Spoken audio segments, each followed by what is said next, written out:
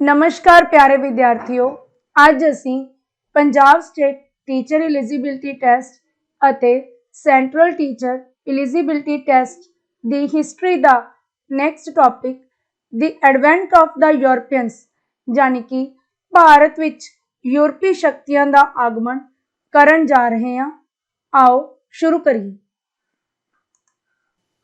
प्यारे विद्यार्थियों, असी जानते हाँ कि ब्रिटिशर्स ने साडे उपर लगभग 350 साल राज किया, पर इन्हां दे नाल नाल होर भी कई यूरोपियन शक्तियां सी जिन्हां ने भारत विच अपना साम्राज कायम किया सी।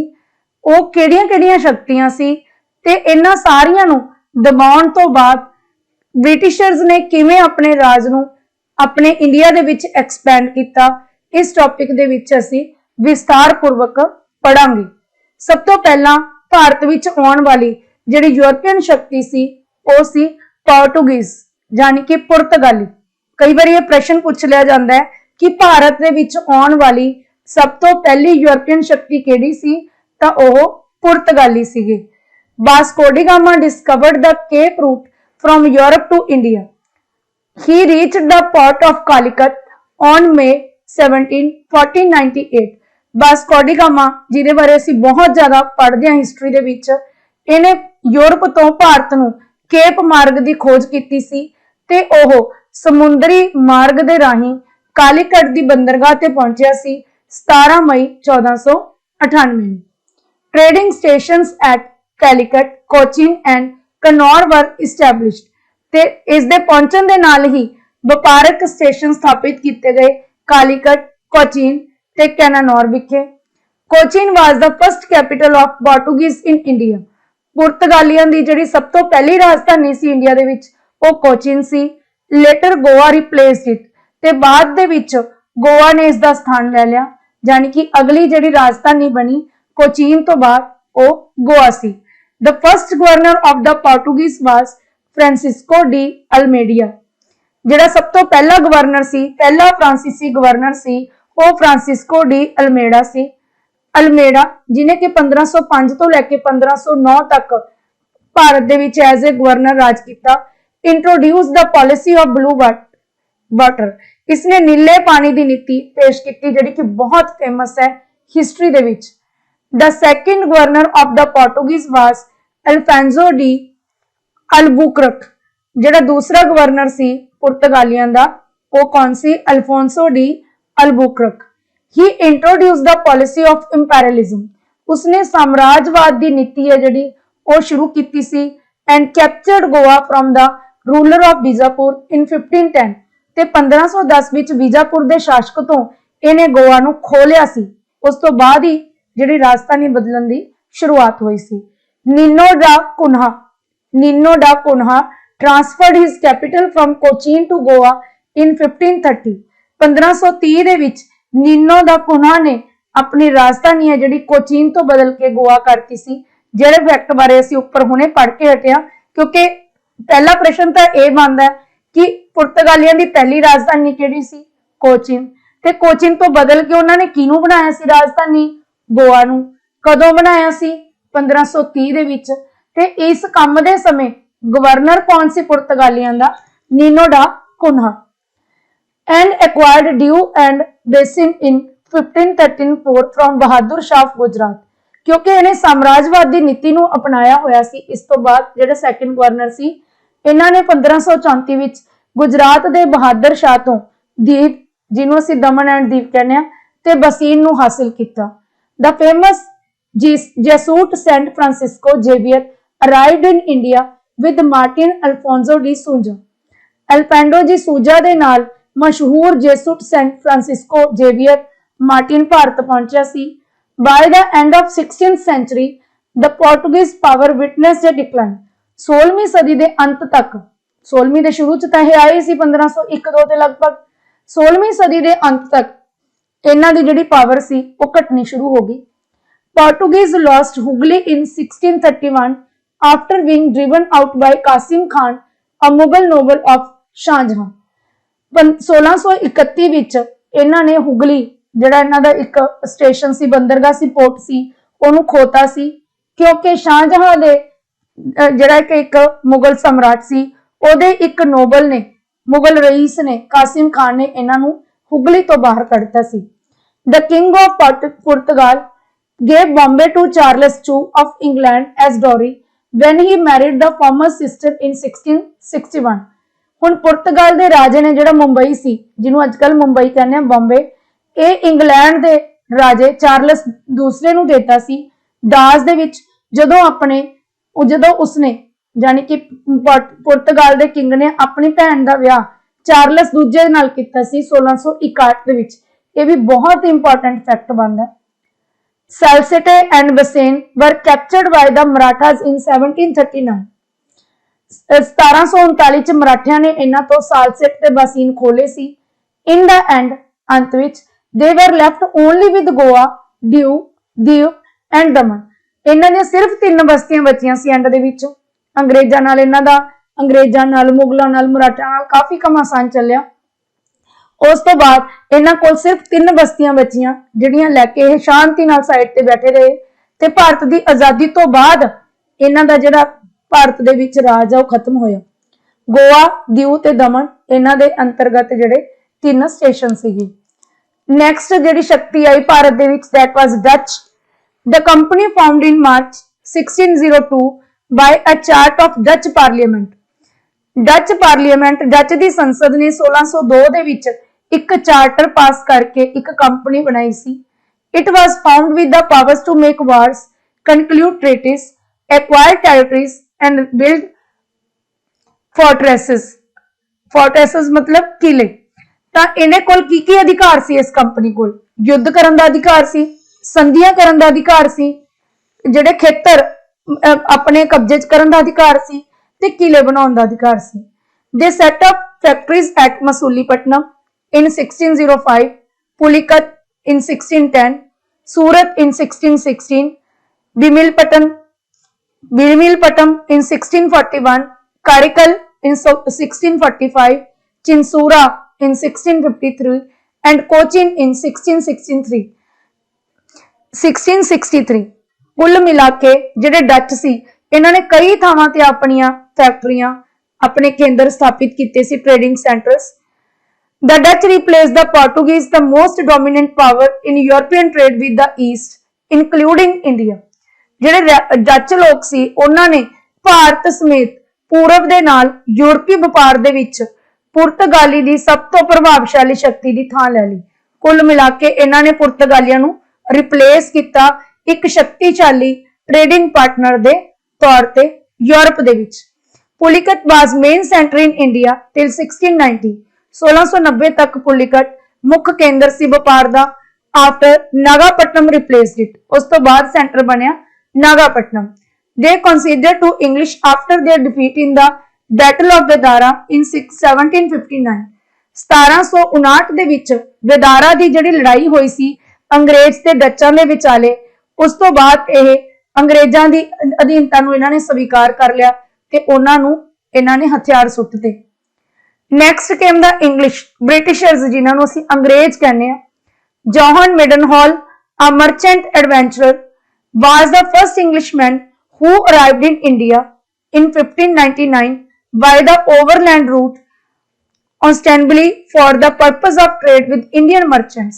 सब तो पहला जॉन मिल्डनहाल नां दा एक व्यापारी पहला अंग्रेज व्यक्ति सी जिहड़ा 1559 दे विच थल मार्ग दे राही भारत पहुंचा सी।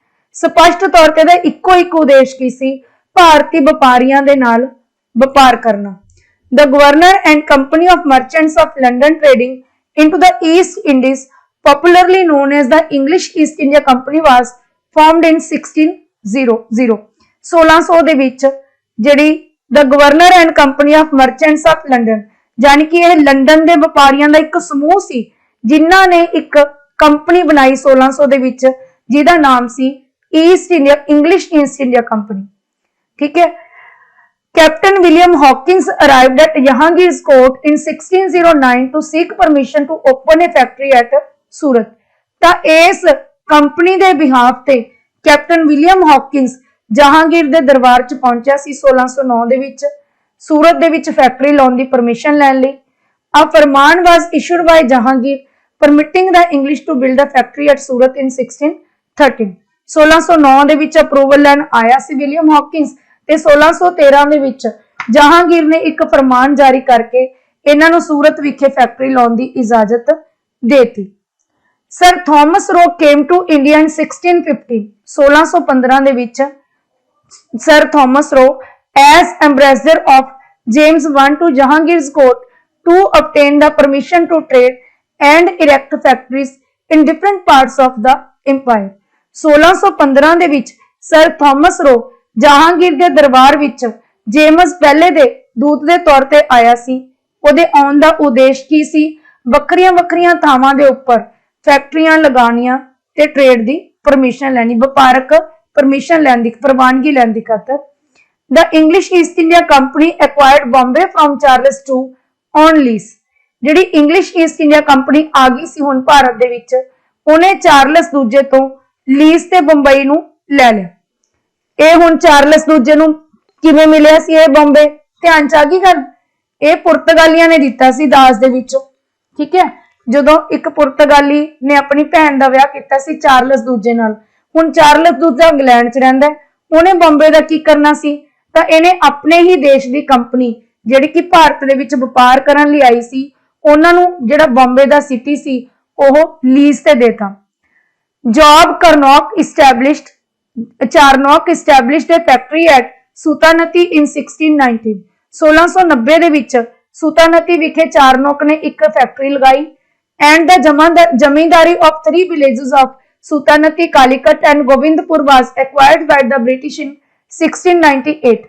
ਜ਼ਮੀਂਦਾਰੀ ਦਾ ਮਤਲਬ ਹੁੰਦਾ ਹੈ ਘਰ ਇਕੱਠਾ ਕਰਨਾ, ਤੇ ਇਹਨਾਂ ਤਿੰਨ ਪਿੰਡਾਂ ਦੇ ਉੱਪਰ ਸੁਤਾਨਤੀ, ਕਾਲੀਕਟ ਤੇ ਗੋਬਿੰਦਪੁਰ ਦੇ ਵਿੱਚ ਘਰ ਇਕੱਠਾ ਕਰਨ ਦਾ ਜਿਹੜਾ ਅਧਿਕਾਰ ਸੀ ਉਹ ਅੰਗਰੇਜ਼ਾਂ ਨੇ ਹਾਸਲ ਕਰ ਲਿਆ 1698 ਦੇ ਵਿੱਚ। The village later grew into the cities, ਤੇ ਇਹ ਤਿੰਨੇ ਹੀ ਜਿਹੜੇ ਪਿੰਡ ਸੀ ਬਹੁਤ ਵੱਡੇ ਸ਼ਹਿਰਾਂ ਦੇ ਤੌਰ ਤੇ ਵਿਕਸਿਤ ਹੋ ਗਏ। The factory at Sutanati was fortified in 1696। ਸੁਤਾਨਤੀ ਵਿਖੇ ਜਿਹੜੀ ਫੈਕਟਰੀ ਸੀ ਇਹਦੀ ਕਿਲਾਬੰਦੀ ਕਰ ਦਿੱਤੀ ਗਈ ਸੀ 1696 ਦੇ ਵਿੱਚ। and this was named Fort William in 1700। ਤੇ 1700 ਦੇ ਵਿੱਚ ਇਸ ਕਿਲੇ ਦਾ ਨਾਮ ਫੋਰਟ ਵਿਲੀਅਮ ਰੱਖਿਆ ਗਿਆ ਸੀ। The British Parliament passed a resolution giving equal rights to all Englishmen to trade in the East in the 1694। 1694 ਦੇ ਵਿੱਚ ਬ੍ਰਿਟਿਸ਼ ਦੀ ਪਾਰਲੀਮੈਂਟ ਨੇ ਇੱਕ ਮਤਾ ਪਾਸ ਕੀਤਾ ਸੀ ਜਿਹਦੇ ਰਾਹੀਂ ਇਹ ਯਕੀਨੀ ਬਣਾਇਆ ਗਿਆ ਸੀ ਕਿ ਪੂਰਬ ਦੇ ਵਿੱਚ ਵਪਾਰ ਕਰਨ ਦੇ ਲਈ ਸਾਰੇ ਇੰਗਲਿਸ਼ ਪੀਪਲ ਨੂੰ, ਜਿੰਨੇ ਵੀ ਅੰਗਰੇਜ਼ ਨੇ, ਉਹਨਾਂ ਨੂੰ ਬਰਾਬਰ ਦੇ ਅਧਿਕਾਰ ਦਿੱਤੇ ਜਾਣਗੇ। The final amalgamate of the company came in 1708 under the title of the United Company of Merchants of English trading to the East Companies। ਜਿਹੜਾ ਕੰਪਨੀ ਦਾ ਏਕੀਕ੍ਰਿਤ ਕੀਤਾ ਗਿਆ ਸੀ ਐਂਡ ਦੇ ਵਿੱਚ ਸਾਰੇ ਜਿਹੜੇ ਇਕੱਲੇ ਆਏ ਸੀ ਮਿਲਾ ਕੇ, ਉਹ 1708 ਦੇ ਵਿੱਚ ਹੋਇਆ ਸੀ। ਤੇ ਹੁਣ ਕੰਪਨੀ ਕੀ ਬਣ ਗਈ?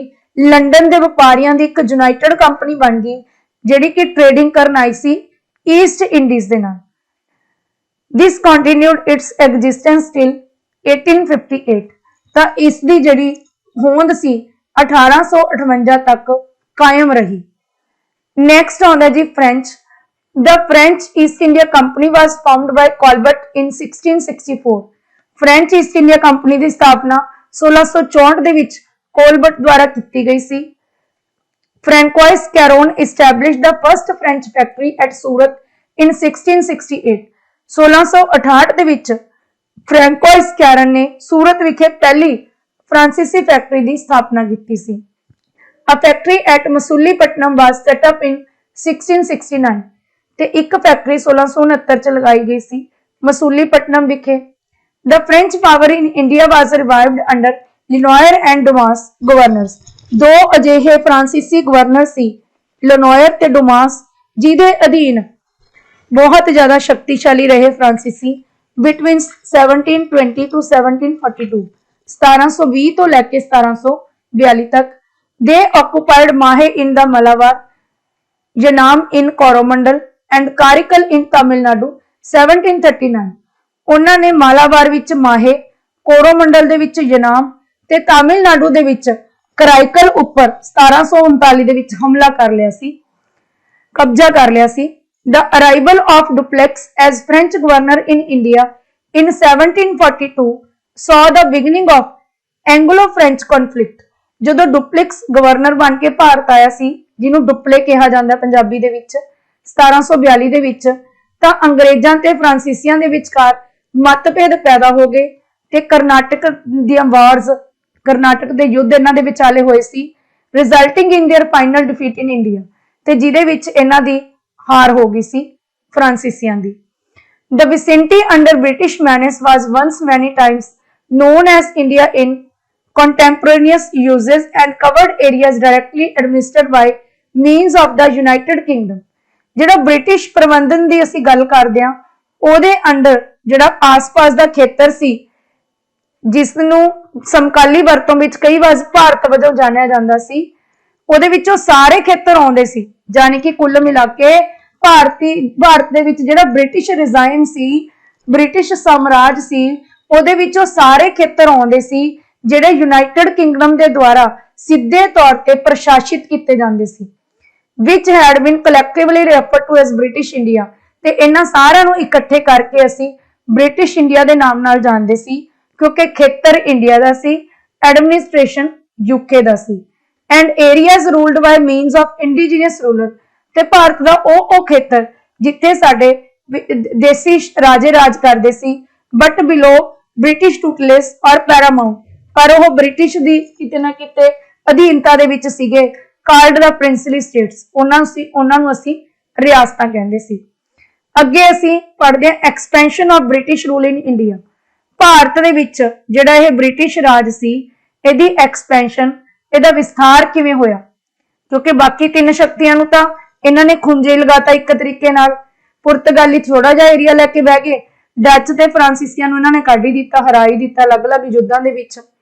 ਤਾਂ ਆਓ ਹੁਣ ਉਹਦੀ ਬਰੀਫ ਜੀ ਹਿਸਟਰੀ ਪੜ੍ਹਦੇ ਹਾਂ। ਸਭ ਤੋਂ ਪਹਿਲਾਂ ਕਰਨਾਟਕ ਯੁੱਧ। The first Carnatic war was fought between the British and French. ਪਹਿਲੀ ਜਿਹੜੀ ਕਰਨਾਟਕ ਯੁੱਧ ਸੀ, ਉਹ ਫਰਾਂਸੀਸੀਆਂ ਤੇ ਅੰਗਰੇਜ਼ਾਂ ਦੇ ਵਿਚਕਾਰ ਹੋਇਆ ਸੀ। ਦ ਪੀਪਲ ਇਨਵੋਲਵਡ ਵਰ ਜੋਸਫ ਫ੍ਰੈਂਕੋਇਸ ਡੁਪਲੈਕਸ। ਆਪਾਂ ਪਹਿਲਾਂ ਹੀ ਪੜ੍ਹ ਕੇ ਹਟਿਆ ਵੀ ਡੁਪਲੇ ਜਿਹੜਾ ਫਰਾਂਸੀਸੀ ਗਵਰਨਰ ਸੀ, ਉਹਦੇ ਆਉਣ ਦੇ ਨਾਲ ਹੀ ਯੁੱਧ ਸ਼ੁਰੂ ਹੋਏ ਸੀ, ਠੀਕ ਹੈ। ਉਹਦੇ ਵਿਚਾਲੇ Major Stringer Lawrence British and Anwaruddin Khan Nawab of the Carnatic. ਇੱਕ ਤਾਂ ਕਰਨਾਟਕ ਦਾ ਨਵਾਬ ਸੀ, ਇੱਕ ਬ੍ਰਿਟਿਸ਼ਰ ਦੇ ਪੱਖੋਂ ਮੇਜਰ ਸਟ੍ਰਿੰਗ ਲਾਰੈਂਸ ਸੀ, ਤੇ ਜਿਹੜਾ ਫਰਾਂਸੀਸੀ ਗਵਰਨਰ ਸੀ ਉਹ ਡੁਪਲੇ ਸੀ। ਇਹਨਾਂ ਤਿੰਨਾਂ ਦੇ ਵਿਚਾਲੇ ਲੜਾਈ ਸ਼ੁਰੂ ਹੋਈ ਸੀ। It was fought between 1746 to 1748। 1746 ਤੋਂ 48 ਤੱਕ ਇਹ ਲੜਾਈ ਚੱਲੀ ਸੀ। In the Carnatic region of southern India। ਦੱਖਣੀ ਭਾਰਤ ਦੇ ਕਰਨਾਟਕ ਖੇਤਰ ਦੇ ਵਿੱਚ ਇਹ ਲੜਾਈ ਹੋਈ ਸੀ। The battle ended in 1748 with the Treaty of Aix-la-Chapelle। Aix-la-Chapelle ਦੀ ਸੰਧੀ ਦੇ ਨਾਲ 1768 ਦੇ ਵਿੱਚ ਯੁੱਧ ਦਾ ਅੰਤ ਹੋਇਆ। Additionally referred to as Treaty of ਆਚਨ, ਇਹਨੂੰ ਆਚਨ ਦੀ ਸੰਧੀ ਵੀ ਕਹਿੰਦੇ ਨੇ। ਸੈਕਿੰਡ ਕਰਨਾਟਕ ਵਾਰ ਦੀ ਗੱਲ ਕਰਦੇ ਹਾਂ।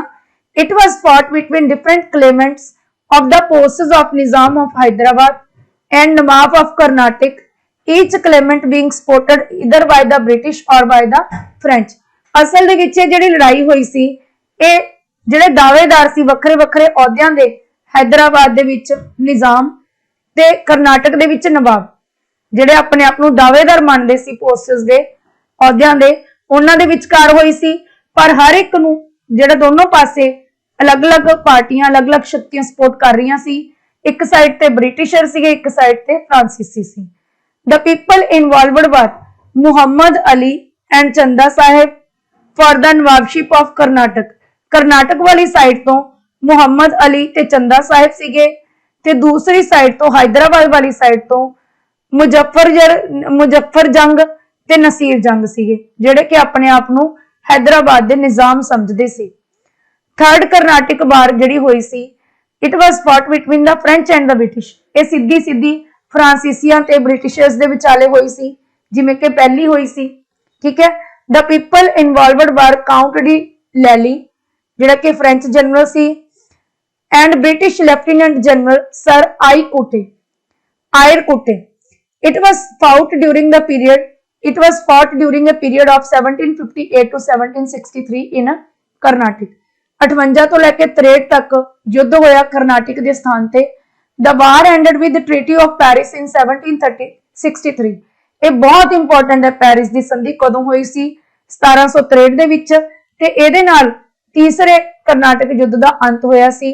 As per the treaty ਦੇ ਅਨੁਸਾਰ, ਸੰਧੀ ਦੇ ਅਨੁਸਾਰ, Chandernagore and Pondicherry have been again to France। Pondicherry, Chandernagore France ਨੂੰ ਦਿੱਤੇ। However, they have been barred from fortifying them। ਉਹ ਕਿਲਾਬੰਦੀ ਨਹੀਂ ਇੱਥੇ ਕਰ ਸਕਦੇ ਸੀ। or having troops in them, ਤੇ ਨਾ ਹੀ ਇੱਥੇ ਫੌਜ ਰੱਖ ਸਕਦੇ ਸੀ ਪੌਂਡੀਚੇਰੀ ਵਾਲੇ, ਠੀਕ ਹੈ, ਸੌਰੀ ਫਰਾਂਸ ਵਾਲੇ। they should solely having buying and selling activities। ਉਹ ਸਿਰਫ ਤੇ ਸਿਰਫ ਇੱਥੇ ਵਪਾਰਕ ਗਤੀਵਿਧੀਆਂ ਕਰ ਸਕਦੇ ਸੀ, ਖਰੀਦੋ ਫਰੋਖਤ। ਕਿੱਥੇ ਕਿੱਥੇ? ਚੰਦਰਨਗਰ ਤੇ ਪੌਂਡੀਚੇਰੀ ਦੇ ਵਿੱਚ। ਅੱਗੇ ਆਉਂਦਾ ਕਨਕੁਐਸਟ ਆਫ ਬੰਗਾਲ। ਹੁਣ ਅੰਗਰੇਜ਼ਾਂ ਦੀ ਹੌਸਲੇ ਬੁਲੰਦ ਹੋ ਗਏ ਕਿਉਂਕਿ ਇਹਨਾਂ ਨੂੰ ਹਰਾਤਾ ਉੱਪਰ ਫਰਾਂਸੀਸੀਆਂ ਨੂੰ। The thriving Bengal area pulled in numerous European companies comprehensive of English East India Company। ਵਾਧੇ ਫੁੱਲਦੇ ਵਧੀਆ ਖੁਸ਼ਹਾਲ ਬੰਗਾਲ ਖੇਤਰ ਨੇ ਅੰਗਰੇਜ਼ੀ ਈਸਟ ਇੰਡੀਆ ਕੰਪਨੀ ਦੀਆਂ ਬਹੁਤ ਸਾਰੀਆਂ ਯੂਰਪੀਅਨ ਕੰਪਨੀਆਂ ਨੂੰ ਆਪਣੇ ਵੱਲ ਖਿੱਚਿਆ, ਆਕਰਸ਼ਿਤ ਕੀਤਾ ਵੀ ਆਓ ਇੱਥੇ ਵਪਾਰ ਕਰੋ, ਕਿਉਂਕਿ ਖੇਤਰ ਬਹੁਤ ਵਧੀਆ ਸੀ। In 1770 1717 ਦੇ ਵਿੱਚ the English East India Company acquired the Farman from the Mughal Emperor ਫਾਰੂਖਸ਼ਿਆਰ ਤੋਂ, ਜਿਹੜਾ ਮੁਗਲ ਬਾਦਸ਼ਾਹ ਸੀ ਫਾਰੂਖਸ਼ਿਆਰ ਤੋਂ ਇੰਗਲਿਸ਼ ਈਸਟ ਇੰਡੀਆ ਕੰਪਨੀ ਨੇ 1717 ਦੇ ਵਿੱਚ ਫਰਮਾਨ ਪ੍ਰਾਪਤ ਕਰ ਲਿਆ। This ਫਰਮਾਨ considered English East India Company opportunity to fair and import their items in Bengal bearing paying taxes। ਇਸ ਫਰਮਾਨ ਦੇ ਅਨੁਸਾਰ ਅੰਗਰੇਜ਼ੀ ਈਸਟ ਇੰਡੀਆ ਕੰਪਨੀ ਨੂੰ ਬਿਨਾਂ ਟੈਕਸ ਦਿੱਤੇ, ਬਿਨਾਂ ਟੈਕਸ ਪੇ ਕੀਤੇ ਬਾਦਸ਼ਾਹ ਨੂੰ ਬੰਗਾਲ ਦੇ ਵਿੱਚ ਆਪਣੀਆਂ ਜਿਹੜੀਆਂ ਚੀਜ਼ਾਂ ਵੇਚਣ ਦੀ ਇਜਾਜ਼ਤ ਮਿਲ ਗਈ। It used to be a supply of struggle between the company and the Nawab of Bengal due to the fact it intended less income for the Bengal government। ਪਰ ਇਹਦੇ ਨਾਲ ਕੀ ਹੋ ਗਿਆ? ਇਹ ਕੰਪਨੀ ਤੇ ਬੰਗਾਲ ਦੇ ਨਵਾਬ ਵਿਚਕਾਰ ਐ ਲੱਗਦਾ ਸੀ ਵੀ ਸੰਘਰਸ਼ ਦਾ ਕਾਰਨ ਬਣੀ, ਕਿਉਂਕਿ ਬੰਗਾਲ ਸਰਕਾਰ ਦੀ ਜਿਹੜੀ ਆਮਦਨ ਦਾ ਖਰਚਾ ਘਟ ਗਿਆ। This Farman along with other elements like levying heavy responsibility on Indian goods getting into Calcutta and building fortifications by the way of Britishers led to bitter contention between the British and the Nawab of Bengal। ਹੁਣ ਜਿਹੜਾ ਇਹ ਮੁਗਲ ਬਾਦਸ਼ਾਹ ਤੋਂ ਇਹਨਾਂ ਨੇ, ਮੁਗਲ ਬਾਦਸ਼ਾਹ ਤਾਂ ਉਹ ਸੀ ਜਿਹੜਾ ਦਿੱਲੀ ਦਾ ਸ਼ਾਸਕ ਸੀ, ਇੱਕ ਨਵਾਬ ਸੀ ਬੰਗਾਲ ਦਾ ਜਿਹੜਾ ਕਿ ਮੁਗਲ ਬਾਦਸ਼ਾਹ ਨੇ ਸਥਾਪਿਤ ਕੀਤਾ ਹੋਇਆ ਸੀ। ਹੁਣ ਇਸ ਫਰਮਾਨ ਦੇ ਨਾਲ ਹੋਰ ਪਹਿਲੂ ਵੀ ਨਿਕਲ ਕੇ ਆਏ, ਜਿਵੇਂ ਕਲਕੱਤੇ 'ਚ ਜਿਹੜਾ ਵੀ ਭਾਰਤੀ ਮਾਲ ਬਣ ਕੇ ਆਉਂਦਾ ਸੀ, ਕਿਉਂਕਿ ਹੁਣ ਉਹ ਟੈਕਸ ਫ੍ਰੀ ਸੀ ਅੰਗਰੇਜ਼ਾਂ ਦੇ ਲਈ, ਤਾਂ ਉਹਦੇ ਤੇ ਜ਼ਿੰਮੇਵਾਰੀ ਵੱਧ ਗਈ, ਠੀਕ ਹੈ। ਅੰਗਰੇਜ਼ਾਂ ਨੇ ਕਿਲੇ ਬਣਾਉਣੇ ਸ਼ੁਰੂ ਕਰਤੇ ਇੱਥੇ ਆਪਣੇ ਸਮਾਨ ਨੂੰ ਖਰੀਦਣ ਵੇਚਣ ਦੇ ਲਈ, ਤਾਂ ਇਸ ਦੇ ਕਾਰਨ ਬੰਗਾਲ ਦੇ ਨਵਾਬ ਤੇ ਅੰਗਰੇਜ਼ਾਂ ਦੇ ਵਿਚਕਾਰ ਇੱਕ ਕੁੜੱਤਣ ਜੀ ਪੈਦਾ ਹੋ ਗਈ। The English in order to defeat the Nawab of Bengal, ਹੁਣ ਇਹ ਰੜਕਣ ਲੱਗ ਗਿਆ ਇਹਨਾਂ ਦੇ। ਕੌਣ ਸੀ ਨਵਾਬ ਦਾ ਬੰਗਾਲ? ਸਿਰਾਜੂਦੌਲਾ। ਅੰਗਰੇਜ਼ਾਂ ਦੇ ਰੜਕਣ ਲੱਗ ਗਿਆ। We are part of palms, ਉਹ ਆਪਣੇ ਹਰਾਉਣ ਦੇ ਲਈ ਅਣਗਿਣਤ। The English in order to defeat the Nawab of Bengal, we are part of palms with countless men of the Nawab's court। ਉਹਨੂੰ ਹਰਾਉਣ ਦੇ ਲਈ, ਸਿਰਾਜੂਦੌਲਾ ਨੂੰ ਹਰਾਉਣ ਦੇ ਲਈ ਅੰਗਰੇਜ਼ਾਂ ਨੇ ਉਹਦੇ ਹੀ ਦਰਬਾਰ ਦੇ ਵਿੱਚ ਅਣਗਿਣਤ ਬੰਦਿਆਂ ਨਾਲ ਹੱਥ ਮਿਲਾ ਲਈ। Prominent among these have been Mir Jaffar. ਸਾਰਿਆਂ ਤੋਂ ਵੱਧ ਪ੍ਰਸਿੱਧ ਕੌਣ ਸੀ? ਮੀਰ ਜਾਫਰ, ਜਿਹੜਾ ਕਿ ਉਹਦਾ ਮੀਰ ਬਖਸ਼ੀ ਸੀ। ਮਾਨਿਕ ਚੰਦ, ਜਿਹੜਾ ਕਿ ਕਲਕੱਤੇ ਦਾ ਆਫਿਸ ਇੰਚਾਰਜ ਸੀ। ਇਹ ਦੋ ਬੰਦੇ ਸੀ ਜਿਹੜੇ ਗੱਦਾਰ ਸੀ ਸਿਰਾਜੂਦੌਲਾ ਦੇ। ਅਮੀਰ ਚੰਦ, ਜਿਹੜਾ ਕਿ ਇੱਕ ਸ਼ਾਹੂਕਾਰ ਸੀ ਬੰਗਾਲ ਦਾ, ਐਂਡ ਖਾਦੀਮ ਖਾਨ ਇੱਕ ਨਵਾਬ ਸੀ, ਕਮਾਂਡਰਸ ਦਾ nawab. Finally the two sides fought in the battle of Plassey। ਤਾਂ ਅੰਤ ਦੇ ਵਿੱਚ ਦੋਹਾਂ ਧਿਰਾਂ ਦੇ ਵਿਚਕਾਰ ਇੱਕ ਤਾਂ ਬੰਗਾਲ ਦਾ ਨਵਾਬ ਤੇ ਇੱਕ ਈਸਟ ਇੰਡੀਆ ਕੰਪਨੀ, ਇਹ ਚੀਜ਼ ਧਿਆਨ 'ਚ ਰੱਖਣੀ ਹੈ। 1757 ਦੇ ਵਿੱਚ ਪਲਾਸੀ ਦੇ ਸਥਾਨ ਤੇ ਯੁੱਧ ਹੋਇਆ। The most important part of the navy led by Mir Jafar and Rai Durlab took no section in the fighting। ਠੀਕ ਹੈ, ਸਭ ਤੋਂ ਜ਼ਿਆਦਾ ਜਿਹੜਾ ਮਹੱਤਵਪੂਰਨ ਪਾਰਟ ਕੀ ਸੀ ਕਿ ਜਿਹੜੀ ਅਗਵਾਈ ਕਰਨੀ ਸੀ ਮੀਰ ਬਖਸ਼ੀ ਨੇ, ਮੀਰ ਜਾਫਰ ਨੇ ਤੇ ਰਾਏ ਦੁਰਲਭ ਨੇ, उन्होंने लड़ाई च हिस्सा ही नहीं लिया, साइड ते हो गए। In the warfare Siraj was once captured and killed, युद्ध दे विच सिराजुद्दौला नूं फड़ लिया गया ते मार दिता गया। Mir Jafar was awarded the aid of his guide, ओदी सहायता दे लई मीर जाफर नूं इनाम की मिलिया to the guide to the English and was made Nawab of the Bengal, ओनू इनाम दे वजों बंगाल दा नवाब लाता जी। किनू लगाता? मीर जाफर नूं, जेड़ा कि गद्दार सी सिराजुद्दौला दा। Mir Jafar used to be deposed in 1760 as he was now not being able to fulfill the ever-growing needs of the English. पर 1757 ਦੇ ਵਿੱਚ ਤਾਂ ਇਹਨੂੰ ਬਣਾਇਆ ਹੀ ਸੀ। 1760 ਦੇ ਵਿੱਚ ਅੰਗਰੇਜ਼ਾਂ ਨੇ ਮਹਿਸੂਸ ਕੀਤਾ ਵੀ ਹੁਣੇ ਬੰਦਾ ਸਾਡੇ ਕੰਮ ਦਾ ਨਹੀਂ, ਹੁਣੇ ਸਾਡੀਆਂ ਲੋੜਾਂ ਨਹੀਂ ਪੂਰੀਆਂ ਕਰਦਾ, ਕਿਉਂਕਿ ਲੋੜਾਂ ਉਹਨਾਂ ਦੀਆਂ ਵਧੀ ਜਾਂਦੀਆਂ ਸੀ, ਖਰਚੇ ਵਧੀ ਜਾਂਦੇ ਸੀ, ਉਹ ਭਾਲਦੇ ਸੀ ਬੰਗਾਲ ਦੇ ਨਵਾਬ ਤੋਂ। In his location, Mir Qasim, son-in-law of Mir Jafar, ਤਾਂ ਇਹਦੀ ਥਾਂ ਤੇ ਇਹਦੇ ਜਵਾਈ ਮੀਰ ਕਾਸਿਮ ਨੂੰ used to be made the Nawab of Bengal, Bengal ਦਾ ਨਵਾਬ ਬਣਾਇਆ ਗਿਆ। The company defeated him in the battle of Buxar 1764, ਜਦੋਂ ਇਹ ਨਵਾਬ ਬਣਿਆ ਮੀਰ ਕਾਸਿਮ ਤਾਂ ਇਹਨੂੰ ਲੱਗਿਆ ਵੀ ਗਲਤ ਹੋ ਰਿਹਾ ਕੰਮ, ਇਹਨੇ ਅੰਗਰੇਜ਼ਾਂ ਦੇ ਵਿਰੁੱਧ ਆਵਾਜ਼ ਉਠਾਈ ਤਾਂ 1764 ਚ ਫਿਰ ਇਹਦੇ ਨਾਲ ਬਕਸਰ ਦਾ ਯੁੱਧ ਹੋਇਆ ਅੰਗਰੇਜ਼ਾਂ ਤੇ ਮੀਰ ਕਾਸਿਮ ਦੇ ਵਿੱਚ, ਜਿਹਦੇ ਵਿੱਚ ਇਹ ਬੁਰੀ ਤਰ੍ਹਾਂ ਹਾਰ ਗਿਆ ਤੇ ਬੰਗਾਲ ਦੇ ਉੱਪਰ अंग्रेजों का की हो गया? अधिकार हो गया। Political effect, the battle of Plassey resulted in the quit of French forces, Plassey के युद्ध के नाल जिहड़े फ्रांसीसी फौजां सी वो छड्ड गईयां बंगाल नूं। Mir Jafar used to be crowned as Nawab of Bengal, Mir Jafar नूं बंगाल दा नवाब बनाता। Mir Jafar used to be unhappy with the function, Mir Jafar जिन्हों बनाया सी ओह खुश नहीं सीगा, ना खुश सी। And instigated the Dutch to assault the British in order to consolidate his foundation, ਹੁਣ ਗਲਤੀ ਤਾਂ ਉਹ ਕਰ ਚੁੱਕਿਆ ਸੀ ਪਰ ਹੁਣ ਉਹ ਅੰਗਰੇਜ਼ਾਂ ਨੂੰ ਐਂ ਚਾਹੁੰਦਾ ਸੀ ਵੀ ਕੱਢ ਦਈਏ, ਇਸ ਲਈ ਉਹਨੇ ਡੱਚ ਕੰਪਨੀਆਂ ਦੇ ਨਾਲ ਹੱਥ ਮਿਲਾ ਲਿਆ ਤੇ ਉਹਨਾਂ ਨੂੰ ਕਿਹਾ ਵੀ ਤੁਸੀਂ ਅੰਗਰੇਜ਼ਾਂ ਤੇ ਹਮਲਾ ਕਰੋ। ਦ ਬੈਟਲ ਆਫ ਚਿੰਸੂਰਾ, ਆਪਾਂ ਪਹਿਲਾਂ ਵੀ ਪੜ੍ਹ ਕੇ ਹਟਿਆ ਵੀ ਚਿੰਸੂਰਾ ਦੀ ਲੜਾਈ ਹੋਈ ਸੀ। Battle of Chinsurah was fought between the Dutch and British forces on November 25 1759, 25 ਨਵੰਬਰ 1759 ਨੂੰ ਅੰਗਰੇਜ਼ਾਂ ਤੇ ਡੱਚਾਂ ਦੇ ਵਿਚਾਲੇ ਚਿੰਸੂਰਾ ਦੀ ਲੜਾਈ ਹੋਈ। ਨੈਕਸਟ ਆਉਂਦੇ ਤੇ ਇਹਦੇ ਨਾਲ ਕੀ ਹੋ ਗਏ, ਜਿਹੜੇ ਆਪਣੇ ਡੱਚ ਲੋਕ ਸੀ ਉਹ ਬਾਹਰ ਹੋ ਗਏ ਤੇ ਅੰਗਰੇਜ਼ਾਂ ਦਾ ਸ਼ਾਸਨ ਬੰਗਾਲ ਦੇ ਉੱਪਰ ਸਦਾ ਲਈ ਕਾਇਮ ਹੋ ਗਿਆ। ਇੱਥੋਂ ਤਾਂ ਸਿਰਫ ਡੱਚ ਬਾਹਰ ਗਏ ਸੀ, ਠੀਕ ਹੈ, ਪਹਿਲਾਂ ਫਰਾਂਸੀਸੀ ਛੱਡ ਗਏ, ਤਾਂ ਹੁਣ ਰੌਲਾ ਕਿਹਦੇ ਵਿੱਚ ਰਹਿ ਗਿਆ? ਬੰਗਾਲ ਦੇ ਨਵਾਬ ਦੇ ਵਿੱਚ ਰਹਿ ਗਿਆ ਤੇ ਨਾਲ ਅੰਗਰੇਜ਼ਾਂ ਦੇ ਵਿੱਚ ਰਹਿ ਗਿਆ। ਤੇ ਬੰਗਾਲ ਦਾ ਨਵਾਬ ਜਿਹੜਾ ਮੀਰ ਕਾਸਿਮ ਹੈ ਉਹਨੂੰ ਐਂਡ ਦੇ ਵਿੱਚ ਅੰਗਰੇਜ਼ ਬਕਸਰ ਦੇ ਯੁੱਧ 'ਚ ਹਰਾ ਦੇਣਗੇ। ਹੁਣ ਆਉਂਦੇ ਨੇ ਜੀ ਐਂਗਲੋ ਮੈਸੂਰ ਵਾਰ, ਮੈਸੂਰ ਦੇ ਇਲਾਕੇ ਦੇ ਉੱਪਰ ਜਿਹੜਾ ਅੰਗਰੇਜ਼ਾਂ ਦਾ ਹਮਲਾ ਕਿਵੇਂ ਐਕਸਪੈਂਸ਼ਨ ਕਿਵੇਂ ਹੋਈ, ਕਿਵੇਂ ਰਾਜ ਸਥਾਪਿਤ ਹੋਇਆ, ਇਹਦੇ ਬਾਰੇ ਪੜ੍ਹਦੇ ਹਾਂ ਕਿਉਂਕਿ ਮੈਸੂਰ ਬਹੁਤ ਫੇਮਸ ਪਾਰਟ ਹੈ India the. Mysore control the profitable trade of Malabar cost, Mysore ਤੋਂ ਜਿਹੜਾ ਮਾਲਾਬਾਰ ਤੱਟ ਦਾ ਸਾਰਾ ਲਾਭਦਾਇਕ ਵਪਾਰ ਕੰਟਰੋਲ ਕੀਤਾ ਜਾਂਦਾ ਸੀ। Where the company purchased pepper and cardamom, ਜਿੱਥੇ ਕਿ ਕੰਪਨੀ ਮਿਰਚ ਤੇ ਇਲਾਇਚੀ ਖਰੀਦਦੀ ਹੁੰਦੀ ਸੀ। In 1785, Tipu Sultan stopped the export of these substances through the ports of his kingdom. 1785 ਟਿਪੂ ਸੁਲਤਾਨ ਨੇ ਇਹਨਾਂ ਦੋਵਾਂ ਮਸਾਲਿਆਂ ਦੇ ਬਾਹਰ ਭੇਜਣ ਤੇ, ਠੀਕ ਹੈ, ਨਿਰਯਾਤ ਤੇ ਰੋਕ ਲਗਾਤੀ ਆਪਣੇ ਬੰਦਰਗਾਹਾਂ ਤੋਂ। and disallowed local merchants from trading with the company, ਤੇ ਇਹਨੇ ਜਿਹੜੇ ਸਥਾਨਕ ਵਪਾਰੀ ਸੀ ਉਹਨਾਂ ਨੂੰ ਕਹਿਤਾ ਵੀ ਤੁਸੀਂ ਕੰਪਨੀ ਦੇ ਨਾਲ ਕੋਈ ਵਪਾਰ ਨਹੀਂ ਕਰਨਾ। He also established a close relationship with the French in India and modernized his army with the help. ਇਸ ਦੇ ਉਲਟ, ਅੰਗਰੇਜ਼ਾਂ ਦੇ ਉਲਟ ਜਿਹੜਾ ਟਿਪੂ ਸੁਲਤਾਨ ਸੀ ਉਹਨੇ ਫਰਾਂਸੀਸੀਆਂ ਦੇ ਨਾਲ ਵਧੀਆ ਸੰਬੰਧ ਕਾਇਮ ਕਰ ਲਏ ਤੇ ਉਹਨਾਂ ਦੀ ਮਦਦ ਨਾਲ ਆਪਣੀ ਫੌਜ ਨੂੰ ਵੀ ਆਧੁਨਿਕੀਕਰਨ ਕਰਤਾ ਉਹਦਾ। All these made the British furious, ਇਹਦੇ ਨਾਲ ਜਿਹੜੇ ਅੰਗਰੇਜ਼ ਸੀ ਗੁੱਸੇ ਹੋ ਗਏ। 4 wars were fought between Mysore and British, ਤਾਂ ਅੰਗਰੇਜ਼ਾਂ ਤੇ ਮੈਸੂਰ ਦੇ ਵਿੱਚ 4 ਯੁੱਧ ਹੋਏ ਸੀ। 1767 ਤੋਂ 69, 80 ਤੋਂ 84, 90 ਤੋਂ 92 ਤੇ 99 ਤੱਕ। Only in the last, ਅੰਤ ਦੇ ਵਿੱਚ, the Battle of Sarangipatam did the company ultimately got a victory, ਤੇ ਲਾਸਟ ਦੇ ਵਿੱਚ ਜਿਹਨੂੰ ਕਿ ਸਰੰਗੀਪਟਨਮ ਦੀ ਲੜਾਈ ਦੇ ਨਾਲ ਜਾਣਿਆ ਜਾਂਦਾ ਹੈ, ਕੰਪਨੀ ਨੇ ਮੈਸੂਰ ਦੇ ਉੱਪਰ ਆਪਣੀ ਜਿੱਤ ਸਥਾਪਿਤ ਕਰ ਲਈ।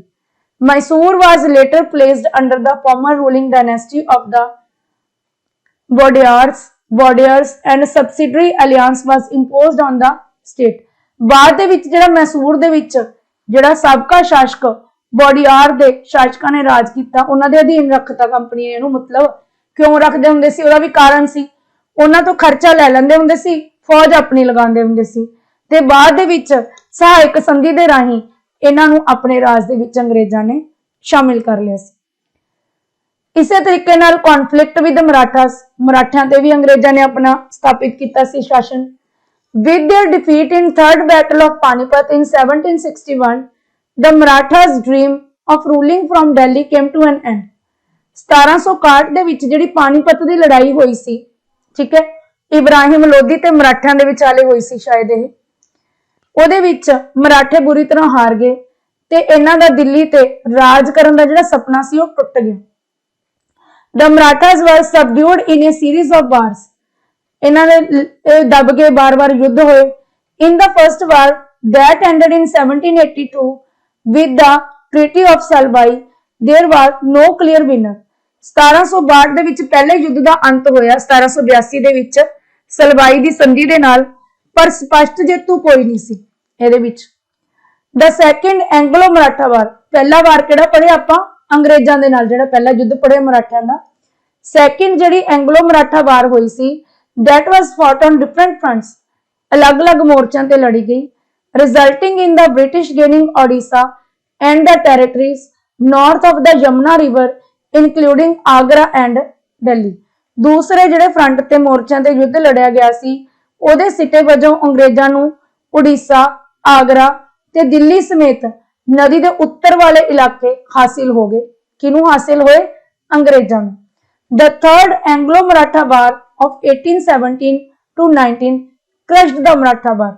ਤੀਸਰੇ ਯੁੱਧ ਦੇ ਨਾਲ ਮਰਾਠਿਆਂ ਦੀ ਸ਼ਕਤੀ ਦਾ ਬਿਲਕੁਲ ਹੀ ਅੰਤ ਹੋ ਗਿਆ ਤੇ ਇਹ ਯੁੱਧ ਹੋਇਆ ਸੀ 1817 ਤੋਂ 1819। The company now had complete over the territory south of the Vindhyas। ਤਾਂ ਇਹਦੇ ਨਾਲ ਕੰਪਨੀ ਦਾ ਵਿੰਧਿਆ ਦੇ ਦੱਖਣ ਦੇ ਇਲਾਕਿਆਂ ਤੇ ਪੂਰਾ ਦਾ ਪੂਰਾ ਨਿਯੰਤਰਣ ਹੋ ਗਿਆ। The claim to paramountcy, paramountcy ਦਾ ਮਤਲਬ ਹੁੰਦਾ ਸਰਵਉੱਚਤਾ, ਸਾਰਿਆਂ ਤੋਂ ਉੱਪਰ ਦੀ। Under Lord Hastings, Governor General from 1813 to 1823, 1813 ਤੋਂ 23 ਤੱਕ ਜਿਹੜਾ ਗਵਰਨਰ ਜਨਰਲ ਸੀ ਲਾਰਡ ਹੈਸਟਿੰਗਸ ਸੀ। A new policy, ਇੱਕ ਨਵੀਂ ਪਾਲਿਸੀ paramountcy ਯਾਨੀ ਕਿ ਸਰਵਉੱਤਮ ਦੀ ਜਿਹੜੀ ਪਾਲਿਸੀ ਸੀ ਉਹ ਸ਼ੁਰੂ ਹੋਈ। Now the company claimed that its authority was paramount or supreme। Company ਨੇ ਇਹ ਦਾਅਵਾ ਕੀਤਾ ਕਿ ਉਹਦੀ ਜਿਹੜੀ ਸ਼ਕਤੀ ਸੀ ਉਹ ਸਰਵਉੱਚ ਸੀ। So it was justified in annexing or threatening to annex any Indian kingdom। ਤਾਂ ਇਹਨੇ ਕੀ ਕਿਹਾ ਕਿ ਭਾਰਤ ਕਿਸੇ ਵੀ ਰਾਜੇ ਨੂੰ ਆਪਣੇ ਰਾਜ ਦੇ ਵਿੱਚ ਸ਼ਾਮਿਲ ਕਰਨਾ, ਧਮਕੀ ਦੇਣਾ ਇਹਨਾਂ ਦੇ ਲਈ ਜਾਇਜ਼ ਸੀ। This view continued to guide later British policies। ਇਹੀ ਵਿਚਾਰਧਾਰਾ ਨੇ ਅਗਲੀਆਂ ਜਿਹੜੀਆਂ ਅੰਗਰੇਜ਼ਾਂ ਦੀਆਂ ਨੀਤੀਆਂ ਸੀ ਉਹਦਾ ਮਾਰਗਦਰਸ਼ਨ ਕੀਤਾ। These periods saw the British shifting the control the northwest because of Russian invasion fear। ਇਹਨਾਂ ਇਸੇ ਸਮੇਂ ਦੇ ਦੌਰਾਨ ਰੂਸੀ ਹਮਲੇ ਦੇ ਡਰ ਦੇ ਕਾਰਨ ਬ੍ਰਿਟਿਸ਼ਰਜ਼ ਨੇ ਜਿਹੜਾ ਉੱਤਰ ਪੱਛਮ ਵੱਲ ਕੰਟਰੋਲ ਸੀ ਉਹ ਸ਼ਿਫਟ ਕਰਤਾ। British fought a prolonged war with the Afghanistan between 1838 and 1842 and established indirect company rule there। ਅੰਗਰੇਜ਼ਾਂ ਨੇ 1838 ਤੇ 42 ਦੇ ਵਿੱਚ ਅਫਗਾਨਿਸਤਾਨ ਨਾਲ ਵੀ ਯੁੱਧ ਲੜੇ ਤੇ ਕੰਪਨੀ ਦਾ ਅਸਿੱਧੇ ਤੌਰ ਤੇ ਅਪ੍ਰਤੱਖ ਤੌਰ ਤੇ ਸ਼ਾਸਨ ਸਥਾਪਿਤ ਕੀਤਾ। ਸਿੰਧ ਵਾਸ ਟੇਕਨ ਓਵਰ, ਸਿੰਧ ਨੂੰ ਵਿੱਚ ਮਿਲਾ ਲਿਆ। ਇਨ 1849 ਪੰਜਾਬ ਵਾਸ ਅਨੈਕਸਡ, 1849 ਦੇ ਵਿੱਚ ਪੰਜਾਬ ਤੇ ਵੀ ਹਮਲਾ ਕਰ ਲਿਆ ਅੰਗਰੇਜ਼ਾਂ ਨੇ। ਯਾਨੀ ਕਿ ਪੈਰਾਮਾਉਂਸੀ ਦੀ ਜਿਹੜੀ ਨੀਤੀ ਸੀ, ਰਾਜ ਵਿਸਤਾਰ ਦੀ ਨੀਤੀ ਸੀ, ਉਹਦੇ ਰਾਹੀਂ ਵੀ ਕਿੰਨੇ ਹੀ ਰਾਜ ਸੀ ਜਿਨ੍ਹਾਂ ਨੂੰ ਅੰਗਰੇਜ਼ਾਂ ਨੇ ਆਪਣੇ ਰਾਜ 'ਚ ਮਿਲਾਇਆ, ਜਿਹਦੇ ਵਿੱਚੋਂ ਪੰਜਾਬ ਤੇ ਸਿੰਧ ਮੁੱਖ ਨੇ। ਅੱਗੇ ਆਉਂਦਾ ਜੀ ਦ ਡਾਕਟਰਾਈਨ ਆਫ ਲੈਪਸ। ਲੈਪਸ ਦਾ ਸਿਧਾਂਤ ਬਹੁਤ ਫੇਮਸ ਹੈ। ਲਾਰਡ ਡਲਹੌਜੀ ਦੀ ਇਹ ਨੀਤੀ ਸੀ। The final wave of annexations occurred under Lord Dalhousie, who was the Governor General from 1848 to 1856 using the doctrine of lapse policy। ਇਹ ਲਾਰਡ ਡੋਹਰ ਜੀ ਦੀ ਪਾਲਿਸੀ ਸੀ ਜਿਹੜਾ ਕਿ 1848 ਤੋਂ 56 ਤੱਕ ਗਵਰਨਰ ਜਨਰਲ ਸੀ ਤੇ ਇਹ ਲਾਸਟ ਪਾਲਿਸੀ ਸੀ ਜਿਹੜੀ ਅੰਗਰੇਜ਼ਾਂ ਨੇ ਆਪਣੇ ਸ਼ਾਸਨ ਦਾ ਵਿਸਥਾਰ ਕਰਨ ਲਈ ਯੂਜ਼ ਕੀਤੀ ਸੀ। ਠੀਕ ਹੈ ਜੀ, ਇਹਨੂੰ ਡਾਕਟਰਾਈਨ ਦੀ ਪਾਲਿਸੀ ਲੈਪਸ ਦੀ ਪਾਲਿਸੀ ਕਹਿੰਦੇ ਨੇ। The doctrine declared that if an Indian ruler died without a male heir, his kingdom would lapse। ਇਹਨਾਂ ਨੇ ਕੀ ਕਿਹਾ ਸੀ ਵੀ ਜੇ ਕੋਈ ਭਾਰਤੀ ਰਾਜਾ ਬਿਨਾ ਮਰਦ ਵਾਰਿਸ ਦੇ ਮਰ ਜਾਂਦਾ ਹੈ, ਯਾਨੀ ਕਿ ਉਹਦੇ ਬੇਟਾ ਨਹੀਂ ਹੁੰਦਾ ਔਲਾਦ ਦੇ ਵਿੱਚ, ਤਾਂ ਉਹਦਾ ਰਾਜ ਖਤਮ ਹੋ ਜਾਊਗਾ and that will become part of company territory ਤੇ ਉਹ ਕੰਪਨੀ ਦੇ ਰਾਜ ਦਾ ਹਿੱਸਾ ਬਣ ਜਾਊਗਾ। Many kingdoms were annexed simply by applying this doctrine। ਇਸ ਨੀਤੀ ਦੇ ਰਾਹੀਂ ਬਹੁਤ ਸਾਰੇ ਰਾਜਾਂ ਨੂੰ ਅੰਗਰੇਜ਼ਾਂ ਨੇ ਕੰਪਨੀ ਰਾਜ ਚ ਮਿਲਾਇਆ। 17 ਝਾਂਸੀ, ਸੰਬਲਪੁਰ, ਉਦयपुर, ਨਾਗਪੁਰ ਇਹ ਕੁਝ ਰਾਜ ਸੀ ਜਿਹੜੇ ਕਿ ਇਹਦੇ ਸਿਧਾਂਤ ਦੇ ਰਾਹੀਂ ਮਿਲਾਏ ਗਏ ਸੀ। ਏਜ ਵਾਈਜ਼ ਤੁਹਾਨੂੰ ਦਿੱਤਾ ਹੋਇਆ, ਇਹਨਾਂ ਨੂੰ ਯਾਦ ਕਰ ਲਿਓ। ਸੌਰੀ, ਈਅਰ ਵਾਈਜ਼ ਦਿੱਤਾ ਹੋਇਆ। ਸਭ ਤੋਂ ਪਹਿਲਾਂ 17, ਫਿਰ Sambalpur, ਉदयपुर, Nagpur, Jhansi. Finally, 1856 the company also took over Avd। 1856 ਦੇ ਵਿੱਚ ਅਵਧ ਤੇ ਵੀ ਅਧਿਕਾਰ ਕਰ ਲਿਆ। Now this time the British mentioned that they took over Avd in order to free the people from the misgovernment of the Nawab। ਇਸ ਦੇ ਸਮੇਂ ਲੋਕ ਇਹ ਵੀ ਅਨਾਉਂਸ ਕਰਤਾ ਕੰਪਨੀ ਨੇ ਕਿ ਉਹਨਾਂ ਨੇ ਅਵਧ ਨੂੰ ਕਿਉਂ ਮਿਲਾਇਆ ਆਪਣੇ ਰਾਜ 'ਚ, ਕਿਉਂਕਿ ਇਹ ਜਿਹੜਾ ਕੁਸ਼ਾਸਨ ਹੈ, ਨਵਾਬ ਜਿਹੜਾ ਕੁਸ਼ਾਸਨ ਕਰ ਰਿਹਾ, ਸ਼ਾਸਨ ਨਹੀਂ ਕਰ ਰਿਹਾ, ਇਹ ਲੋਕਾਂ ਨੂੰ ਉਸ ਤੋਂ ਮੁਕਤੀ ਦਿਵਾਉਣਾ ਚਾਹੁੰਦੇ ਨੇ। which enraged by the Nawab who was deposed। ਤੇ ਇਹਨਾਂ ਨੇ ਇੰਨਾ ਕਹਿ ਕੇ ਜਿਹੜਾ ਅਵਧ ਦਾ ਨਵਾਬ ਸੀ ਉਹਨੂੰ ਗੱਦੀ ਤੋਂ ਲਾਤਾ। the people of Avd later joined the great revolt that broke out in 1857। ਇਹ ਸਾਰੀਆਂ ਜਿਹੜੀਆਂ ਆਪਾਂ ਉੱਪਰ ਘਟਨਾਵਾਂ ਪੜ੍ਹੀਆਂ, ਲੈਪਸ ਦੀ ਨੀਤੀ, ਪੈਰਾਮਾਉਂਸ ਦੀ ਨੀਤੀ, ਇਹ ਇੰਨੀਆਂ ਕੁ ਖਤਰਨਾਕ ਨੀਤੀਆਂ ਸੀ ਤੇ ਜਿਨ੍ਹਾਂ ਤੇ ਸਾਡੇ ਭਾਰਤੀਆਂ ਦਾ ਬਸ ਤਾਂ ਕੋਈ ਨਹੀਂ ਚੱਲਿਆ, ਪਰ ਉਹਨਾਂ ਦੇ ਮਨ ਦੇ ਵਿੱਚ ਅੰਗਰੇਜ਼ਾਂ ਦੇ ਲਈ ਇੰਨੀ ਕੁ ਨਫ਼ਰਤ ਪੈਦਾ ਹੋ ਗਈ, ਜਿਹੜੀ ਰਹਿੰਦੀ ਖੁੰਦੀ ਕਸਰ ਸੀ ਉਹ ਲੈਪਸ ਦੀ ਨੀਤੀ ਨੇ ਪੂਰੀ ਕਰਤੀ। ਤੇ ਬਹੁਤ ਸਾਰੇ ਰਾਜਿਆਂ ਨੇ ਜਿਹੜਾ ਆਪਣਾ ਮੁਗਲ ਸਮਰਾਟ ਸੀ ਬਹਾਦਰ ਸ਼ਾਹ ਜ਼ਫਰ, ਉਹਦੀ ਅਗਵਾਈ ਦੇ ਵਿੱਚ 1857 ਦਾ ਵਿਦਰੋਹ ਹੈ ਜਿਹੜਾ ਸ਼ੁਰੂ ਕਰਤਾ। ਪਰ ਕੁਝ ਅਜਿਹੇ ਤਤਕਾਲੀ ਕਾਰਨ ਬਣੇ ਜਿਨ੍ਹਾਂ ਦੇ ਕਰਕੇ ਜਿਹੜਾ ਇਹ ਵਿਦਰੋਹ ਸੀ ਅਨਪਲੈਨਡ ਤੇ ਸਮੇਂ ਤੋਂ ਪਹਿਲਾਂ ਸ਼ੁਰੂ ਹੋ ਗਿਆ। ਜਿਹੜਾ ਇਹ ਅਗਵਾਈ ਵਾਲਾ ਬੰਦਾ ਮੁਗਲ ਸਮਰਾਟ ਹੈ, ਇਹ ਵੀ ਬਾਅਦ ਚ ਘੋਸ਼ਿਤ ਕੀਤਾ ਗਿਆ ਸੀ, ਪ੍ਰੀ ਪਲਾਨਡ ਨਹੀਂ ਸੀ, ਜਿਹਦੇ ਕਰਕੇ ਜਿਹੜਾ 1857 ਈਸਵੀ ਦਾ ਵਿਦਰੋਹ ਸੀ ਉਹ ਜ਼ਿਆਦਾ ਸਕਸੈਸਫੁਲ ਨਹੀਂ ਹੋ ਸਕਿਆ। ਪਰ ਇਸ ਵਿਦਰੋਹ ਨੂੰ ਭਾਰਤੀ ਆਜ਼ਾਦੀ ਦਾ ਪਹਿਲਾ ਸੁਤੰਤਰਤਾ ਸੰਗਰਾਮ ਕਿਹਾ ਜਾਂਦਾ ਹੈ ਤੇ ਇਹਨੇ ਲੋਕਾਂ ਦੇ ਮਨਾਂ ਦੇ ਵਿੱਚ ਜਾਗਰਤੀ ਬਹੁਤ ਪੈਦਾ ਕੀਤੀ ਸੀ।